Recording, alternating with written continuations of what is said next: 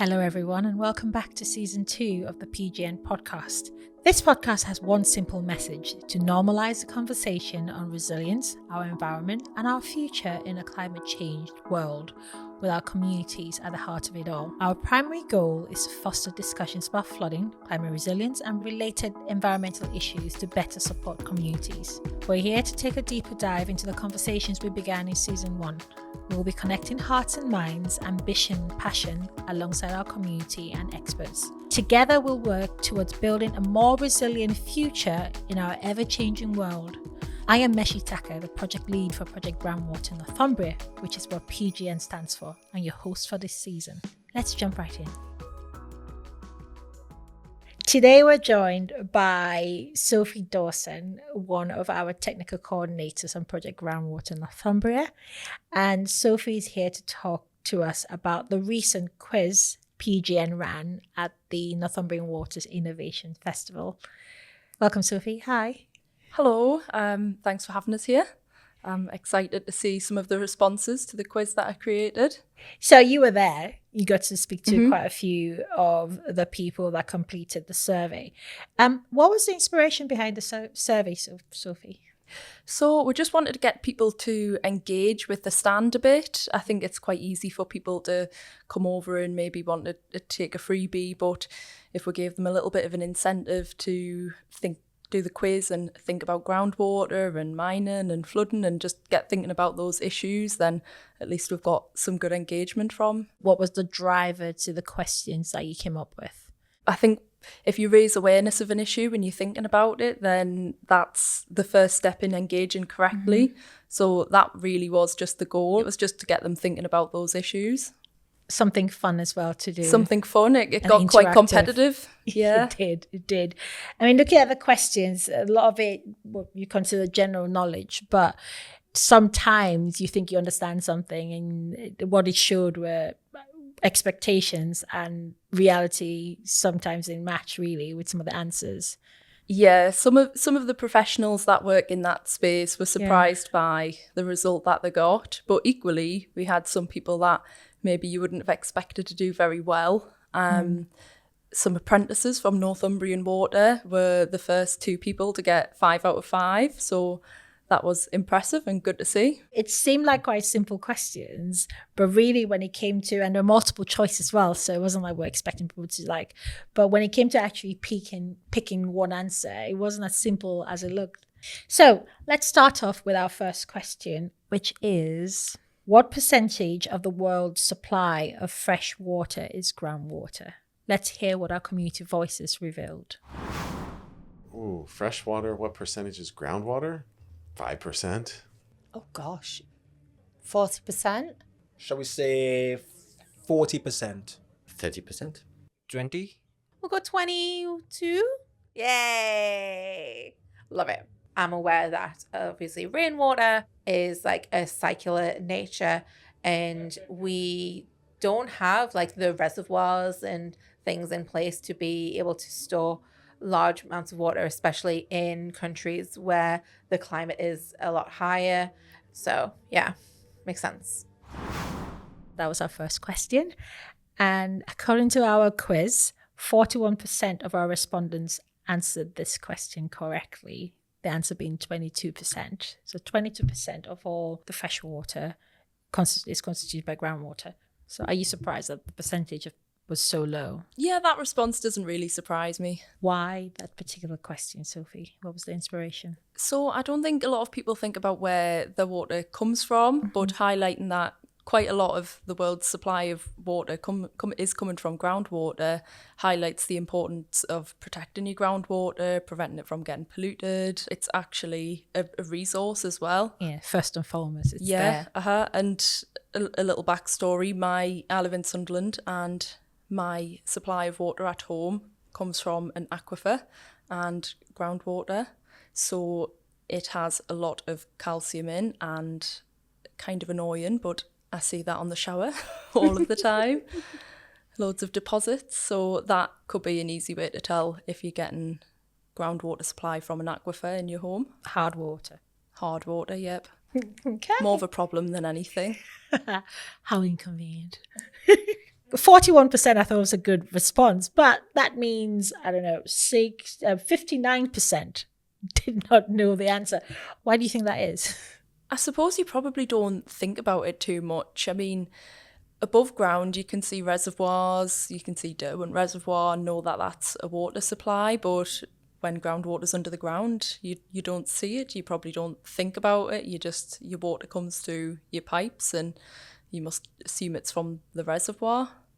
Yeah, we're used to just seeing, turning our taps on, water coming out. You don't really give much thought to the process before it gets there and the process before that process, before it gets there. The next question, the season which experiences the highest groundwater levels is, let's hear what our community voices revealed. This feels like a trick question, so I'm going to say summer. I think I would go spring. Or autumn. I would say it's in winter.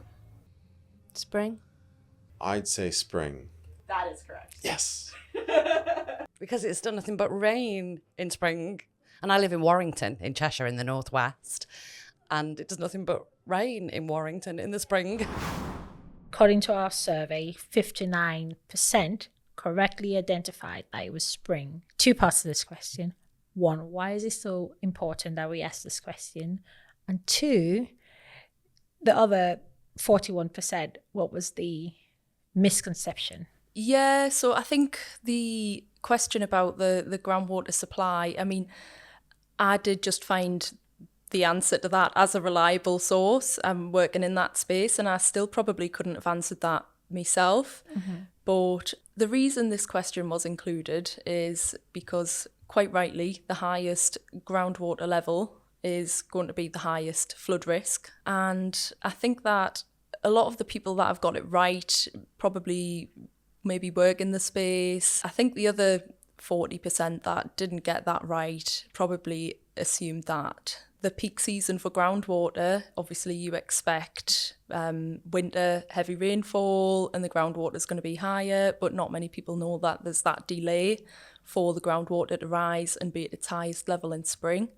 So it follows after the actual event. It follows after the heaviest rainfall, so it just takes that time to recharge. Spring, because it has to have that time to percolate into the ground and reach the groundwater level. It emphasises the point, one of the unique characteristics of groundwater flood risk, that unlike the other types of flood risk which are visible above ground, it sometimes follows the rainfall event itself. So there's a kind of slow rising of groundwater. It doesn't respond instinctively.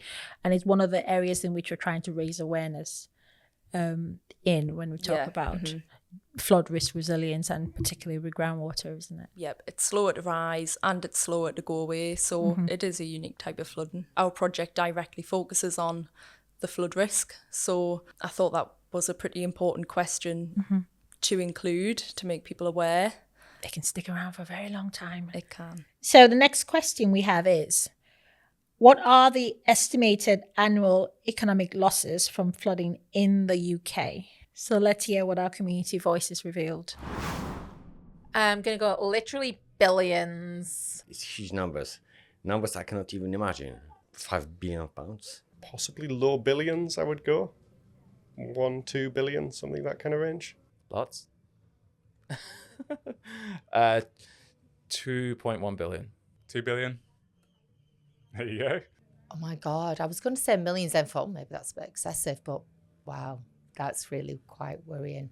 2 billion's significant, but then again, having been close to it and witnessed it, it's, the damage and rectification of damage in infrastructure and people's homes and stuff, significant. That's incredible, isn't it? It's back to the point I was raising earlier in terms of properties. It's one of those things you don't think about until it impacts you, but the actual knock-on effect that has on people's lives, on the economy, that is a phenomenal number. So this was a sub 50%, just under 50%. 49% answered this correctly. The answer being approximately 2 billion. Well, would you say this just shows the significant commercial impact flooding has on our society? Yeah, so we knew that people often underestimate the cost of flooding. Probably just highlights how big of a problem flooding is. If you've not experienced flooding, you probably think that maybe it just happens every now and then and it crops up on the news. But a lot of people are experiencing that a lot more regularly, and it's causing damage to residential homes, businesses. It's a weird one because the next answer was like 39%, so it does appear to be quite spread. And there were two front runners, like 49%, 39%, the rest are like under 10%. So it perhaps shows that it's a bit of education in that space and more awareness around its true financial costs to our economy, to our societies, to our communities, because it feels a bit like out of sight, out of mind. So actually reminding us that there is a very costly element to flood impact is something for us to be a bit more self-aware about. Yeah, definitely. And I think it's hard to think about that kind of money. It's not a budget that many people work with really in a domestic situation, so it's really hard to picture how much that is. Yeah, 2 billion, it sounds like. Yeah. The next question is, evidence of coal mining in the UK has dated back as early as Roman times. So we only had two options, true or false. So let's see what our community voices revealed. I'm always positive, so true. Yeah, I'm gonna say that is true. Romans did a lot of digging. So let's say they found coal whilst they were doing it. Roman times. True. False.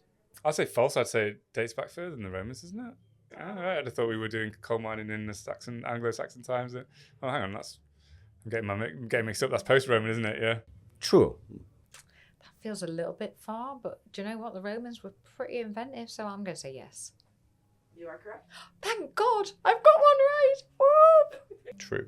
I'm from the northeast of England, so there's a lot of heritage of mining in the area. And I know it was plentiful and close to the surface, so yeah, I can imagine it would have been used for quite a long time. True. We end up doing archaeological searches and checks, and everything that we build, we have to look at that. We've done a lot of stuff up the A1 corridor where it was the old Roman road. So we've had quite a lot of meetings with archaeologists, and I know salt works and mining and that is definitely something that they really big interest in. Wow, well, 92%, and we are in the Northeast, so we expected that type of response. 92%.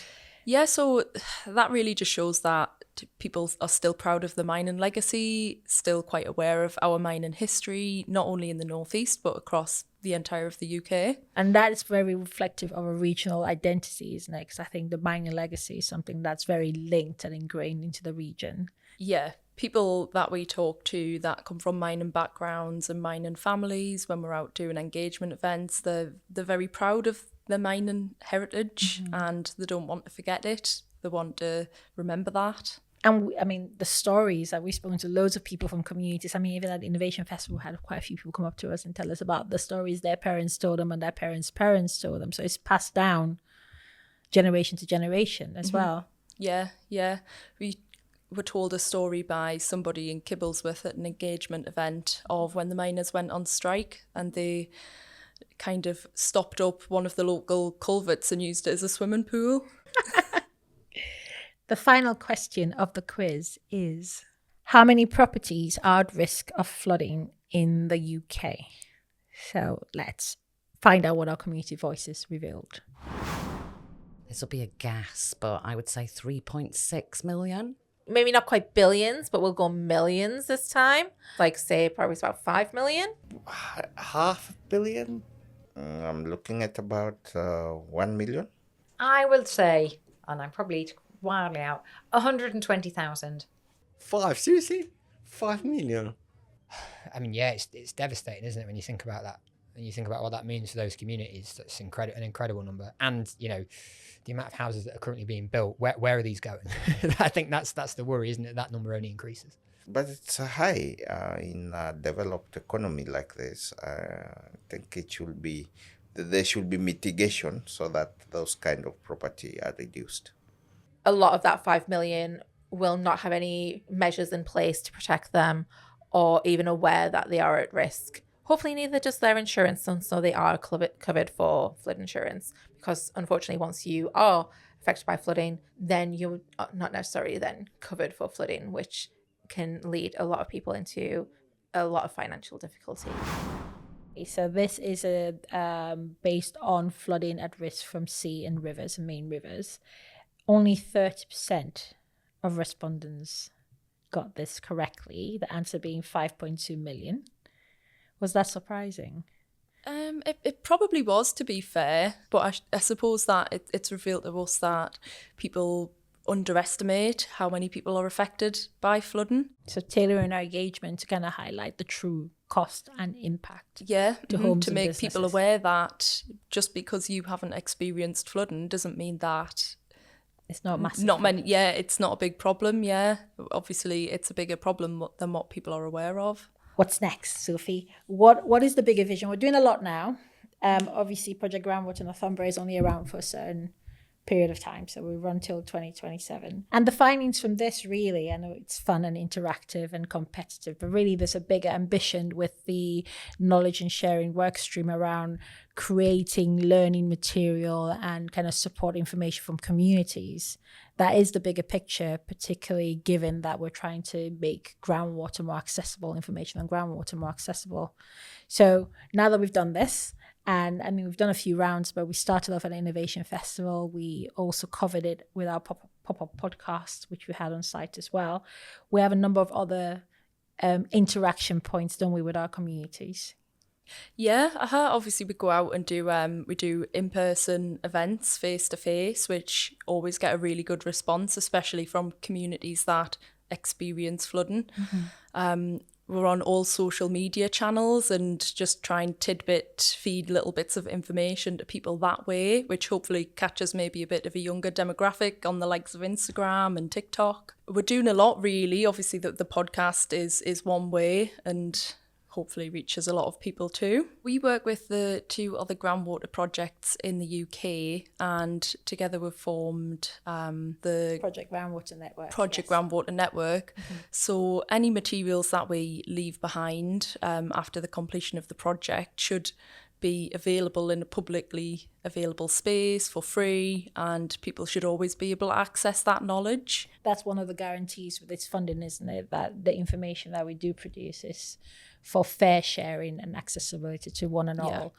But there's also the partnerships with people like STEM UK and schools as well. Mm-hmm. Yeah. So we are also creating resources that go on a platform ran by STEM UK called Explorify, and that resource is available to teachers and, well, anybody really, but it's primarily used by teachers all across the UK who can log on, access these resources for free. We've got a lot of things in the project. We've got hydrogeology, we've got engineering, we've got all sorts, really. So technology developments as well. Yeah, there's so many things to choose from. So we'll see where that goes, and hopefully that'll be published by the new year. That would be brilliant. And I think one of the other things that we're also doing is a number of campaigns. So we've got the Ripple Effect as well. We're sponsoring the Ikigai and working with the International Association of Hydrogeologists. And these are all avenues to interact or connect with different parts of the community. So we have our kind of residential and regional communities, the professional communities, the research and innovation communities, the schools and further learning. And we're looking to bring all those spaces together to link everyone up. Thank you, Sophie, for taking us through the PGN quiz, or helping to debunk some other myths around groundwater flood risk and flood risk in general. We'll hear more from our community voices in more episodes on the podcast, but thank you for joining us. Thanks for having me. Project Groundwater, aka PGN, is a research and innovation project funded by DEFRA as part of the 200 million Flood and Coastal Innovation Programs managed by the Environment Agency. The programs will drive innovation in flood and coastal resilience and adaptation to a changing climate. This project is led by Gateshead Council with regional and national partners. PGN aims to enhance community resilience by developing and creating, mapping, forecasting and warning systems with a focus on groundwater flood risk, particularly in former mining areas within the region, but also on a national scale. With this funding, we're working on practical, innovative actions and knowledge sharing with our communities at the heart of it all. For more information on PGN, please visit www.pgn.org.uk.